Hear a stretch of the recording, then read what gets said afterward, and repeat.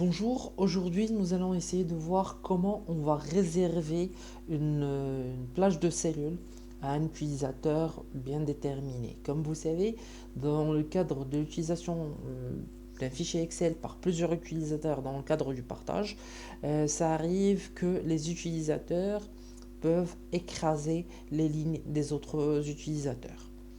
Aujourd'hui, nous allons voir avec un code assez simple comment nous allons réserver la plage de cellules à modifier pour un utilisateur quelconque.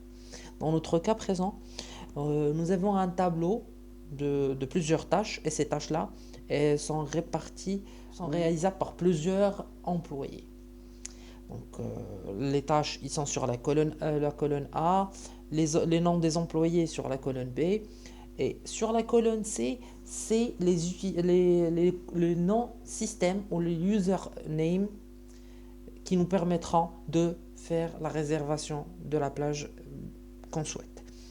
Dans notre cas, c'est la ligne, ou plutôt la colonne D et la colonne E qui seront modifiables par les utilisateurs. D'accord? Donc, je vais passer dans un premier temps par un test pour vous montrer l'exécution du code et par la suite, je vais vous l'expliquer.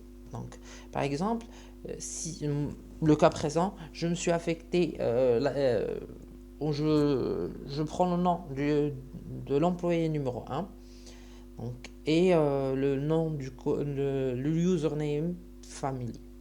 Donc, quand je clique sur la ligne qui ne m'est pas dédiée, par exemple la ligne 4, la ligne 5, la ligne 6 et 7, donc j'ai pas la main. Comme vous voyez, la sélection part directement à la cellule, ou plutôt à la case A1.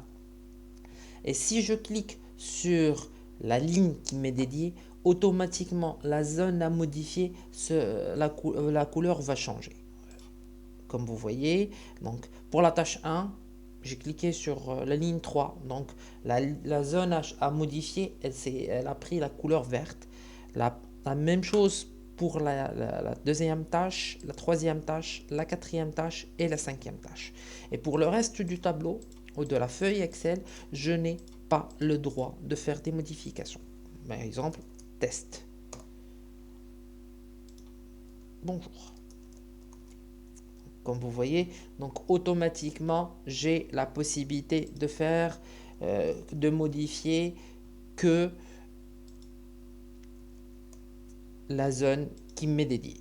Mais je ne suis pas habilité à faire le test, ou plutôt de modifier les autres zones.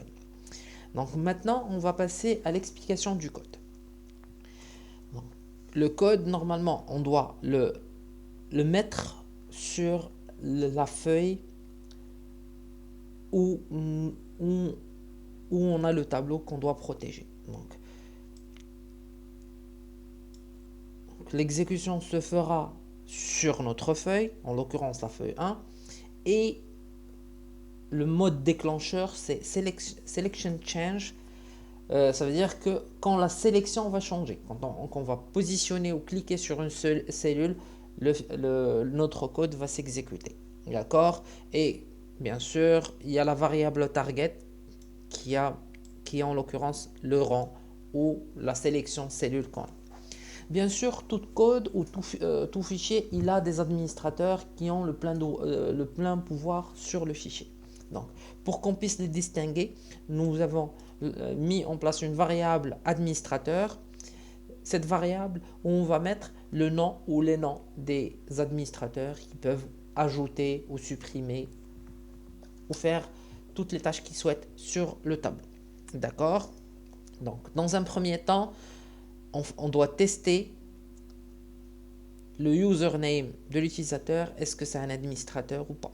Donc, si c'est un administrateur, automatiquement, notre code va cesser de s'exécuter.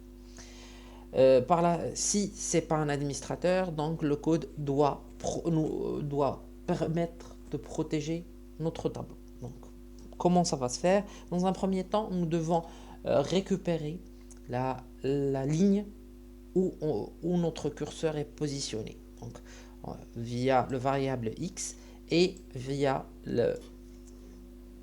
row qui signifie ligne. Par la suite, nous devons comparer le username ou le nom de l'utilisateur ou la référence du responsable avec le nom système. Donc, on récupère les données qui se trouvent sur la cellule CX. Donc, on va prendre un autre exemple. Par exemple, quand je vais cliquer sur D3, donc automatiquement, il récupère la ligne 3 et récupérera les données qui se trouvent sur la cellule C3. D'accord. Par la suite, donc pour que je puisse vous montrer l'exécution du fichier, la plage demandée soit coloriée en vert. Le vert, l'index 10. D'accord. Pour plus de protection, donc j'ai aussi testé au niveau des colonnes. Donc la colonne cible qu'on a, c'est les colonnes D et E.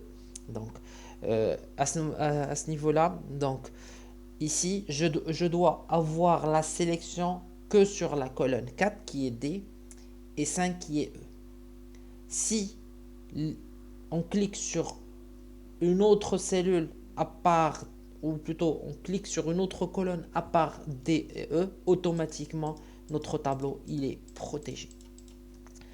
Donc, ici, comment on protège, c'est que on renvoie le curseur à une zone bien déterminée. Dans notre cas, c'est le A1. J'espère que cette vidéo vous a plu et que le code que je vous ai montré vous sera utile pour l'utilisation de vos différents fichiers.